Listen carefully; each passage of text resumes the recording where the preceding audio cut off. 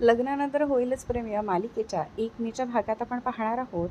Kavya divorce लॉयरकडे गेली तेव्हा तिला डिवॉर्स मिळवून देण्यासाठी वकील तिला सांगतात, तुम्ही असं सांगा की तुमचा नवरा नामर्द आहे.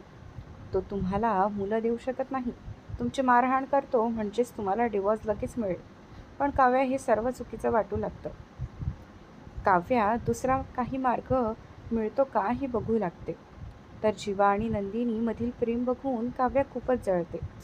काव्या जीवाला म्हणते, तुझं आणि ताईचं मस्त सुरू आहे की. आत्ता तर डोळ्याने बघितलं. मी डिवॉर्स लॉयरकडे जाऊन आली आत्ताच. लवकर पार्थला डिवॉर्स देणारच आहे.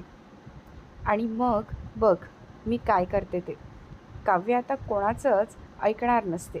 ती डिवॉर्स पेपर पार्थला पाठवणार असते आणि तेव्हा काय काय घडणार हे पाहणे फारच रंजक असणार आहे. पुढील भागाचे प्रोमो सगळ्यात आधी बघण्यासाठी आत्ताच आपल्या यूट्यूब चॅनलला सबस्क्राईब करा.